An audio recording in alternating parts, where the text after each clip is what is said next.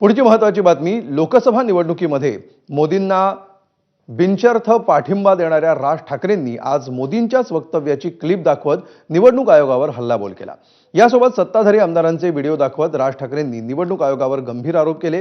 गेल्या काही दिवसांपासून मतचोरीच्या आरोपांवर आक्रमक होत राज ठाकरे मवियाच्या जवळ गेल्याचे चित्र आहे। त्यातच राज ठाकरेंनी आज मनसेच्या पदाधिकारी मेळाव्यात बोलताना सत्ताधारी महायुतीवर देखील निशाणा साधला।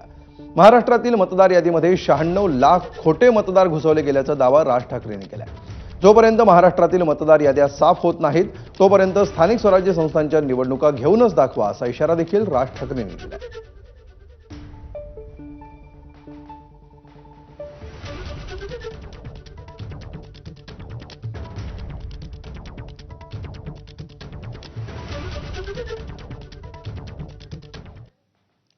तर राज ठाकरे नेमकं काय म्हणाले पाहूया।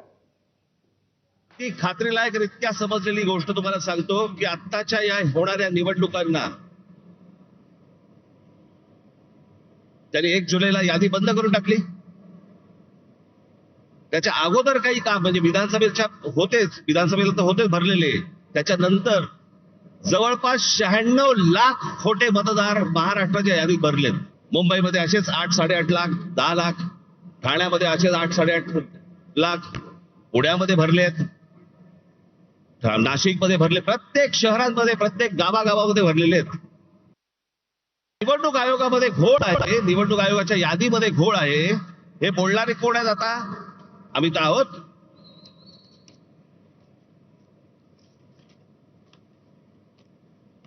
मी अजून 3 व्हिडिओ आणलेत। एक आहे सतीश चव्हाण, अजित पवार गट, दुसरे आहेत संजय गायकवाड, एकनाथ शिंदे गट, आणि तिसरे आहेत मंदा म्हात्रे, हे भाजपचे आहेत। हे तिघेही आमदार आहेत, हे तिघेही काय बोलतात ते ऐका। गंगापूर विधानसभा मतदारसंघात जवळपास 36,000 नावे दुबार आलेली आहेत। खरं तर मतदार यादीपासून ते निवडणूक निकाल लागेपर्यंत सगळे काम पारदर्शकपणे पार पडण्याचं काम हे निवडणूक आयोगानं करणं अपेक्षित आहे। काल महाराष्ट्र राज्याचे निवडणूक आयोग दिनेश वाघवणे साहेबांना मी फोन केला की अशा प्रकारचे बोगस नाव आहे आणि काही 30-30 वर्षापासूनचे लोक इथे राहून गेलेत, अधिकारी राहून गेलेत, त्यांचे देखील नाव तसेच आहेत आणि मृत्यू झालेले देखील। लोक इकडनं तिकडनं गावाकडनं आणून सकाळ सकाळ ते मतदान करूनही ते जातात, त्यामुळे उमेदवाराला त्याचा फटका बसू शकतो। माझ्याकडे एक नरेंद्र मोदींचं माझ्याकडे एक भाषण आहे आसाम मधलं। त्याच्या भाषणाची शेवटची जी 10 सेकंद 15 सेकंद आहेत ना, ते नीट ऐका। कुछ सीटों के मैंने नाम कहे थे और मैंने कहा था वहां लूट चलने वाली है और इलेक्शन कमीशन कुछ नहीं कर पाया। आज मैं दोबारा कह रहा हूं, इन इलाकों में, बंगाल में, बिहार में, पूर्वी उत्तर प्रदेश में यही होने वाला है।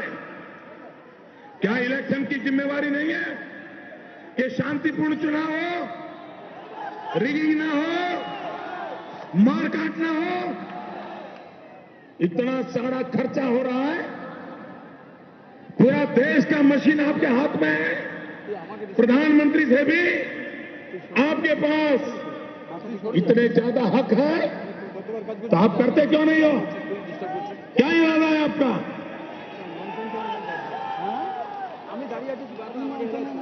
और मेरी इस बात से भी इलेक्शन को बुरा लगता है कमीशन को, तो एक और केस ठोकने की आपको इजाजत है। अशा प्रकारच्या निवडणुका जर होत असतील तर हा संपूर्णपणे या महाराष्ट्रातल्या आणि देशातल्या मतदारांचा अपमान आहे। तुम्ही मत द्या नाही तर नका देऊ। मॅच फिक्सिंग झालेलं आहे, मॅच सेट आहे। हे कोणत्या प्रकारचं षडयंत्र, ही कोणत्या प्रकारची लोकशाही आहे?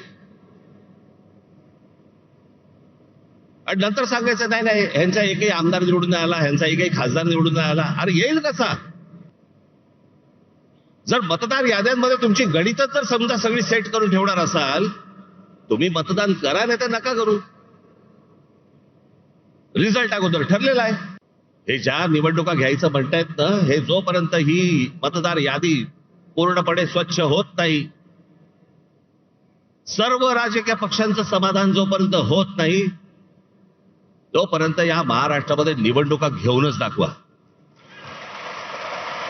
या महाराष्ट्रातल्या निवडणुका शांततेने पार पाडायच्या असतील, पहिली ती मतदार यादी स्वच्छ करा.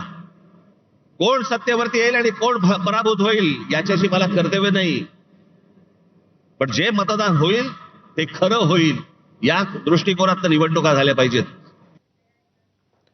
दरम्यान सत्ताधारी आमदारांवर राज ठाकरेंनी काय टीका केली आणि त्याला दरेकरांनी काय उत्तर दिलंय पाहूया. आम्ही जे निवडणूक आयोगावरती बोलतोय, निवडणूक आयोगाला ह्या याद्या सुधारा म्हणून सांगतोय, मला समजत नाही सत्ताधारी पक्षाचे लोक का चिडतायत. लागतंय ना कुठेतरी. आम्ही निवडणूक आयोगाला प्रश्न विचारले की सत्ताधारी उत्तर देतात.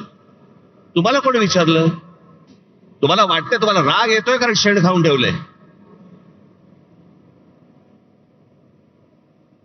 सगळ्यांना माहितीये, महाराष्ट्रातल्या अगदी गल्ली गल्लीमध्ये सगळ्यांना माहितीये की ही सत्ता कशी आली ती.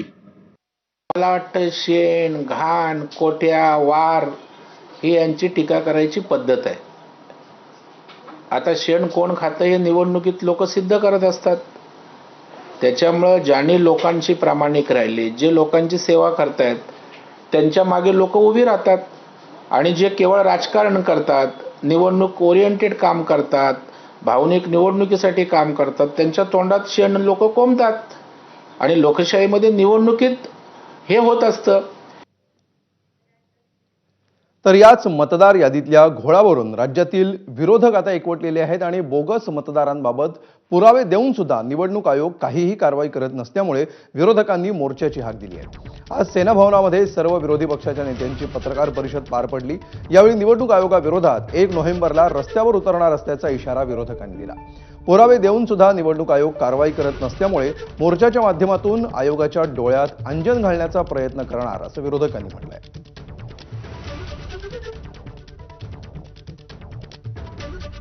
निवडणूक आयोगाच्या या मनमानी आणि भ्रष्ट कारभाराविरुद्ध मुंबईत सर्व पक्षीय विराट मोर्चा निघेल. महाराष्ट्राच्या जिल्ह्यातून गावागावातून मतदानाचा अधिकार गमावलेले लाखो लोक इथे येतील आणि मतदारांची ताकद जी आहे ही देशाच्या पंतप्रधानांना, गृहमंत्र्यांना, निवडणूक आयोगांना दाखवली जाईल. या मोर्चाचं नेतृत्व माननीय शरद पवार साहेब, माननीय उद्धव ठाकरे साहेब, माननीय राज ठाकरे साहेब, काँग्रेस पक्षाचे ज्येष्ठ नेते, आम्ही त्यांना निमंत्रण देऊ. इतर जे महाविकास आघाडीमध्ये सुद्धा आमचे नेते आहेत.